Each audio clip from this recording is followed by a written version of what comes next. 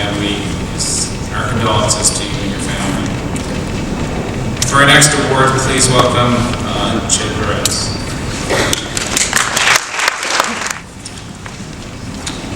Thank you, Mr. Cafiero.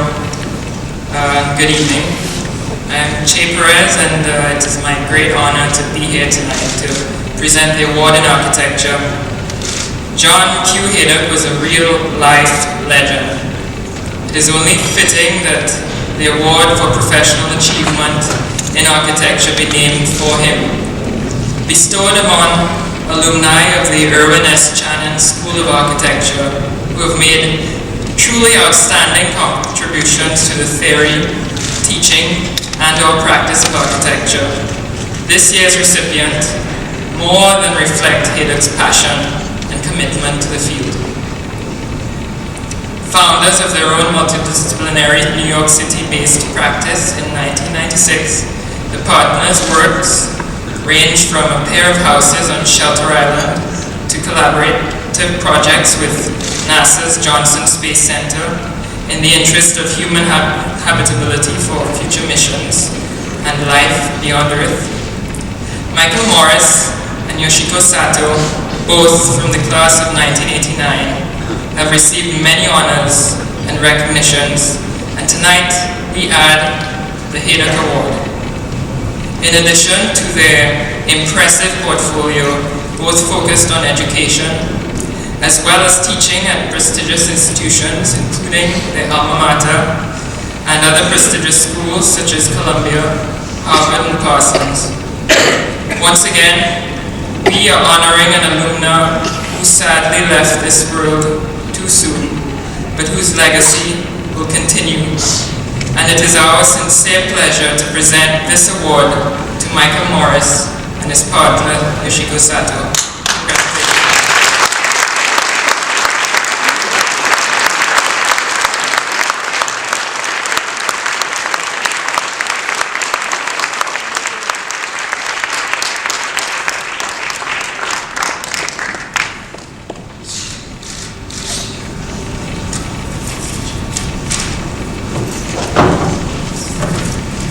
Thank you, Che. Wish you and the class of 2014 the very best in your studies in the future.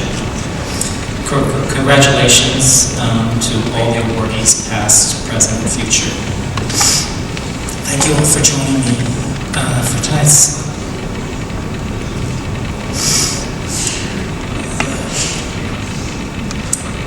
celebration for Yoshiko and my award. It's really hard to hear. For the last 28 years, I studied, worked, and was married to the most extraordinary and beautiful person who possessed such amazing and natural talent.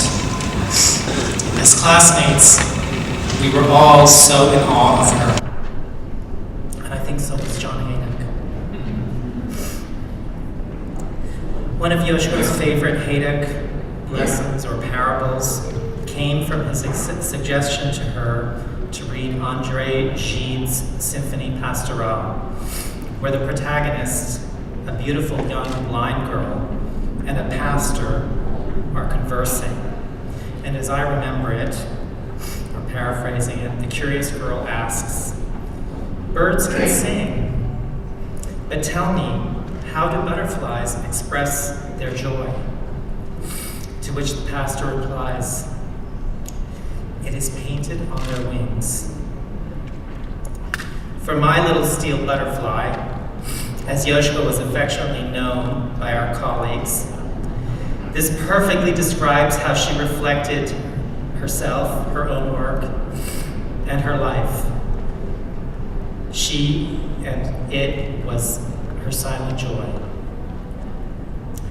Now, it may be my loquacious Irishman in me, but despite the great loss and difficult year, I somehow feel that I'm still the luckiest person in the whole wide world. And this is because I have known so many wonderful friends. It is a profoundly humbling experience to have your name mentioned in the same breath, as John Haydock. A few years back, we were nominated for this very same award, and I, of course, was so flattered, proud. But Yoshiko gently reminded me, Morris, don't get your hopes up. We're so far down on the list of accomplished people who deserve this recognition long before us. So it's tonight, with her spirit beside me, and maybe her occasional kick under the table for me to hurry up. I gratefully accept, but I must say that I now do not feel that we are quite ready to receive this award yet. And it's because all we ever wanted was to be lifelong students. Even though we've been teachers since the day we graduated almost 24 years ago, Yoshiko and I have been fortunate to remain eternally young at heart due to the secret, the Cooper secret, that we received from our teachers and what we learned from our own students each and every day. Our brilliant professors helped us develop incredible discipline, and they reminded us to keep a beginner's sense of wonder. They encouraged us to try to do something new each and every day, and then do it again, and make it better the next day. They taught us to take great pride and care in realizing things, no matter how big or how small. Haydock's Cooper Union fortified us to resist a world that so often demands compromise. It was a word that Yoshiko declared to be eternally banished from our studio. And you know that she did. And offer a big optimistic yes, so that we could remain in the very best sense students of architecture forever. And in exchange for this, our endless education, Yoshiko and I, like so many of you here tonight, took up Dean Haydock's social directive to give something back. And with this, and every ounce of our ability to passionately share our joy, our creative lives as architects, we did with and for so many others. Thank you.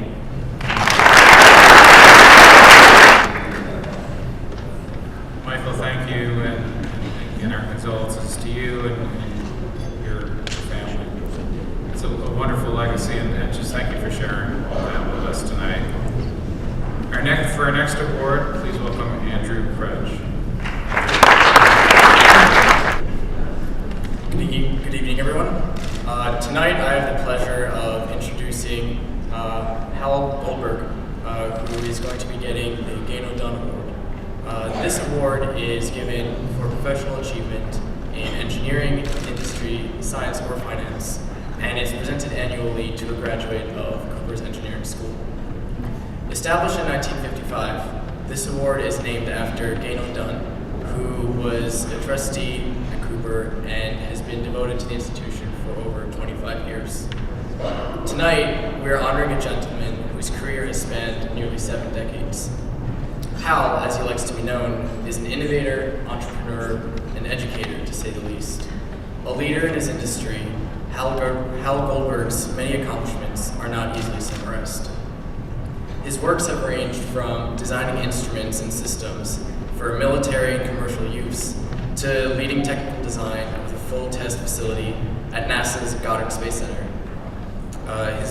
He even installed the first known ICU at Long Island College Hospital, which is pretty impressive. In 1970, as founding president of Data Precision Company, now Analogic, he led the development of portable and rugged revolutionary precision voltmeters, multimeters, waveform analyzers, which for the first time let us take precision data not just in a controlled laboratory environment. His passion for education led him to create the Gordon Institute, a fully accredited institution teaching engineers to be technical leaders. The recipient of many awards, it is our pleasure to add the Gano Dunn Award to this already impressive list. Now I have the honor of introducing Mr. Goldberg.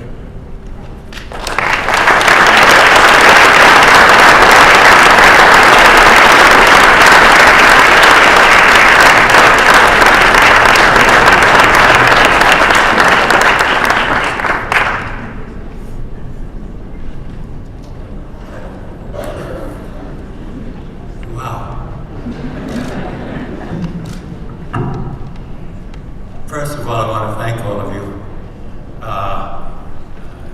President Borussia, President Michael, a whole bunch of trying to take a look at the audience, and I didn't think there were so many students in Cooper Union.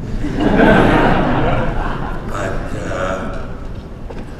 it's an honor and a pleasure to be here after almost 70 years after I graduated.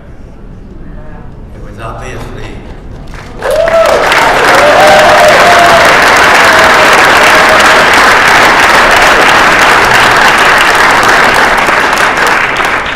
come on, that's not the achievement.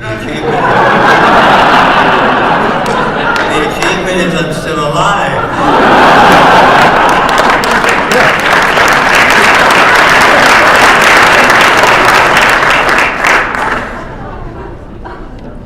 You know, I have another distinction that I'm sure none of you have, maybe, but I doubt it. I met Gano Dunn. He handed me my diploma in 1944. That was the first time I ever saw him. That was the last time I ever saw him. But I can vouch that he looks just like his photograph.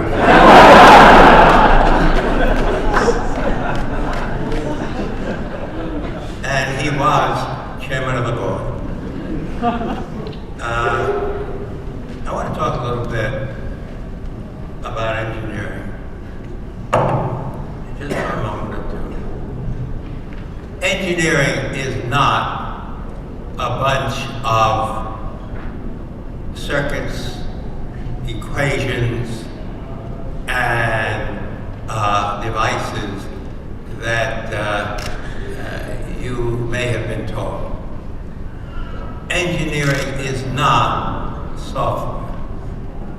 Engineering is developing from scratch a new concept, a new type of equipment, a new school, a new anything. Engineering is advancing the technology of art, of architecture, even of the engineering and everything else in this world.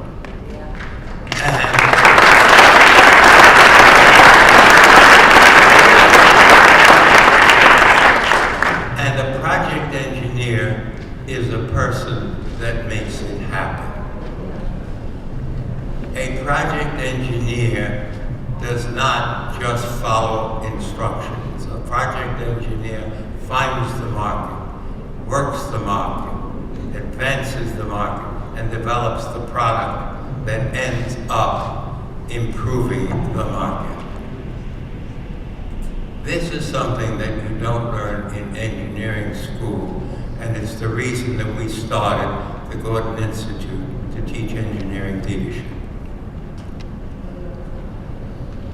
I spoke with President Borussia today, and it's my understanding that he would like to add this to the curriculum of the Cooper Union, which would be a marvelous addition to all of our lives.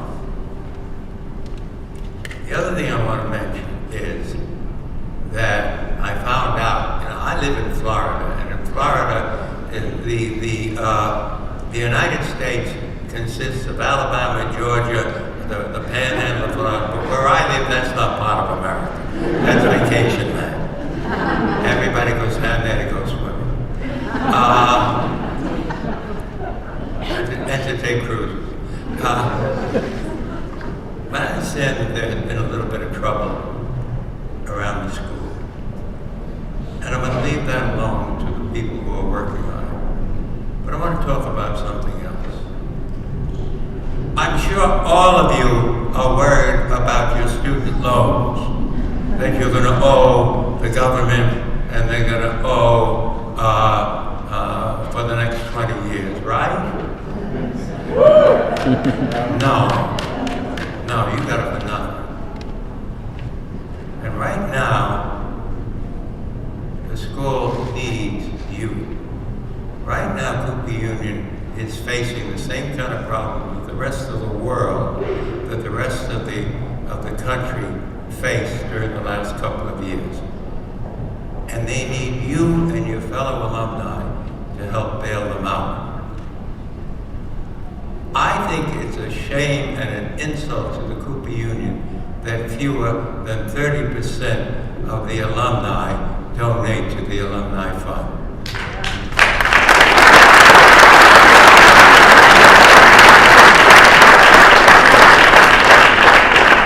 Looking at you, I know that I'm talking to the choir. But I think that all of you have got to talk to your fellow alumni, have got to talk to the people whom you know and who you know, and convince them that they owe the Cooper Union a tremendous debt, and it's time to pay up. I think Cooper needs you, not for what it's doing, but what has been done in the past and has to be paid for, just as the federal government needs that same kind of money. And I implore you, as one alumnus to a bunch of alumni, to help out our school because it gave us the best education that money can't buy. Thank you very much.